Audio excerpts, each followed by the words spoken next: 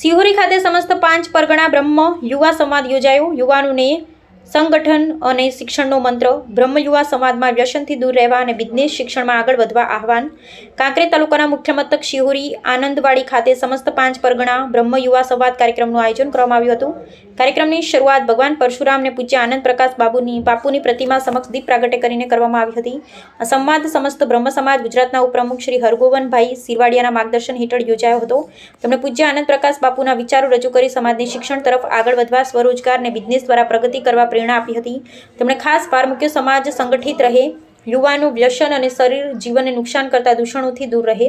કાર્યક્રમમાં બ્રહ્મ સમાજના યુવાનો મોટી સંખ્યામાં ઉપસ્થિત રહ્યા હતા। યુવાનો અને અગ્રણીઓએ પણ પોતાના વિચારો રજૂ કર્યા હતા। સમાજના આગેવાનોની ઉપસ્થિતિમાં યોજાયેલો આ કાર્યક્રમ સફળતાપૂર્વક સંપન્ન થયો હતો। અહેવાલભાઈ રામજીભાઈ રાયગોર, બનાસકાંઠા। આજે પાંચ પરગણા બ્રહ્મ સમાજના યુવાનોનો યુવા સમાજ કેન્દ્ર અહીં સિહોરી આનંદવાડીમાં યોજાઈ ગયું। યુવાઓની વેદના, વ્યથા અને સમાજ માટે, સમાજની પ્રગતિ માટે શું કરી શકાય એના માટે ઘણા બધા મંતવ્યો અને વિચારો રજૂ કરવામાં આવ્યા। આવા વારંવાર આવા સમાજો યોજી અને સમાજને કઈ રીતે પ્રગતિમાં લઈ જઈ શકાય, શૈક્ષણિક ક્ષેત્રે અને વ્યવસાયમાં તમામ ક્ષેત્રમાં કઈ રીતે સમાજની પ્રગતિ કરી શકાય એ માટે વારંવાર યુવાના સંવાદો યોજવામાં આવશે અને યુવાનો આ માટે ખૂબ જ તત્પર છે। જય ગુરુદેવ। આજે સિહોરી ખાતે યુવા સંમેલન થયું, યુવા સંવાદ થયો। હરગોવનભાઈ સિરવાડિયા સાહેબ જે અમારા પાંચ પ્રજ્ઞા બ્રહ્મ સમાજના જે લીડર છે એમના એક હાકલથી આજે સમસ્ત પાંચ પ્રજ્ઞા બ્રહ્મ સમાજના 1000થી વધુ યુવાનો બપોરના સમય 1 વાગ્યાથી અત્યારે 4-5 વાગ્યા છે ત્યાં સુધી આ સંવાદ થયો।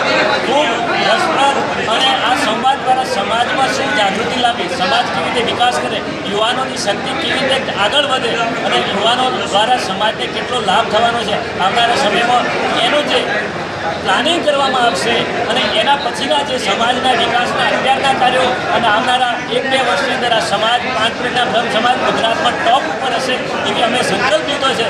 જય ગુરુદેવ, જય હિન્દ। ઓકે સાહેબ।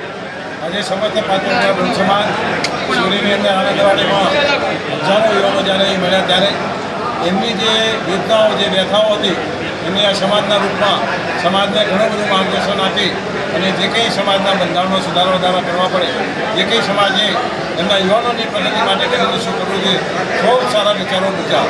સતત 3 કલાક સુધી આ સંવાદો ચાલ્યા હતા અને એક સંવાદોને જ્યારે અમે નોંધ કરેલી છે, એક સંવાદનો એ જે ગામના યુવાનો જે અહીંયા રજૂઆત કરી છે એનો એમને જવાબ મળશે।